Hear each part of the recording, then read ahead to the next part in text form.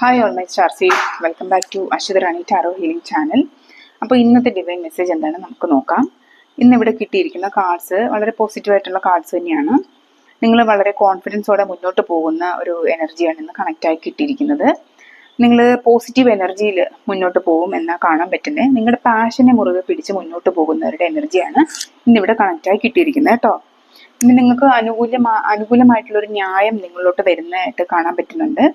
നിങ്ങൾ ചെയ്ത എല്ലാ ഗുഡ് കർമാസിനും അനുകൂലമായ ന്യായം തന്നെയാണ് നിങ്ങളിലേക്ക് വരുന്നതെന്ന് ഇവിടെ കാണാൻ പറ്റുന്നുണ്ട്.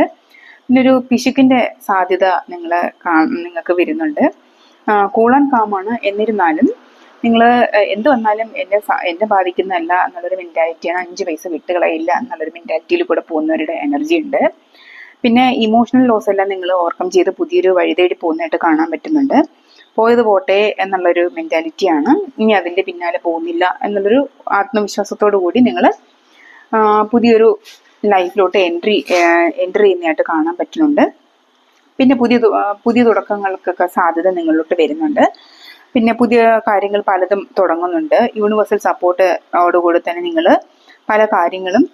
പല കാര്യങ്ങളിലേക്ക് നിങ്ങൾ കണക്റ്റ് ആവുന്നതായിട്ട് കാണാൻ പറ്റുന്നുണ്ട്.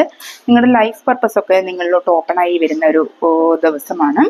നിങ്ങളുടെ ബോഡി ഒത്തിരി വീക്ക് ആവാൻ ഉള്ള സാധ്യത കാണുന്നുണ്ട് കേട്ടോ.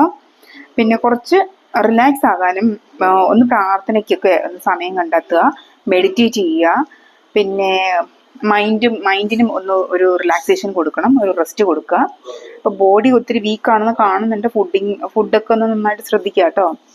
ഹെൽത്തി ഫുഡാണോ എന്നൊക്കെ ഒന്ന് ശ്രദ്ധിക്കുക. ബോഡിയുടെ കാര്യം പ്രത്യേകം ഇവിടെ കാണുന്നുണ്ട്. പിന്നെ നിങ്ങളുടെ മനസ്സിൽ പുതിയ ഐഡിയാസ് ഒക്കെ വരുന്നുണ്ട്. പക്ഷെ അത് ഏറ്റെടുക്കണോ വേണ്ടോ എന്നുള്ളൊരു തീരുമാനത്തിൽ നിങ്ങൾ ഇതുവരെയും എത്തിച്ചേർന്നിട്ടില്ല.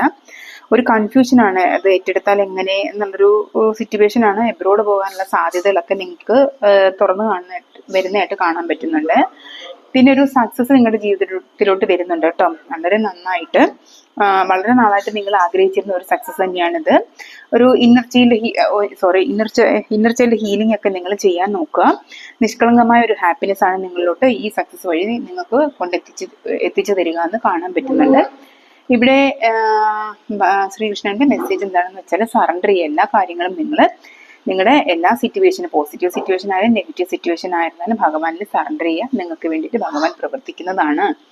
അതുപോലെ തന്നെ ഫ്ലോ വിത്ത് ദ റിതം, നിങ്ങൾ ഒഴുക്കിനനുസരിച്ച് നീന്തുക എന്നാണ് പറയുന്നത്. ഒന്നിനും ഓവറായിട്ട് പ്രാധാന്യം കൊടുക്കാണ്ട് മുന്നോട്ട് പോവുക. എല്ലാം ജീവിതത്തിന്റെ ഓരോരോ പാഠങ്ങളാണ്, ലെസൺസ് ആണ് എന്നുള്ളതൊക്കെ ഉൾക്കൊണ്ടുകൊണ്ട് മുന്നോട്ട് പോവുക. ഒരു ഹ്യൂജ് അബണ്ടൻസ് നിങ്ങളെ കാത്തിരിക്കുന്നുണ്ട്. പ്രിപ്പയർ ആയി ഇരിക്കുക. അപ്പോൾ എല്ലാവരും പോസിറ്റീവായിട്ട് തന്നെ മുന്നോട്ട് പോവുക.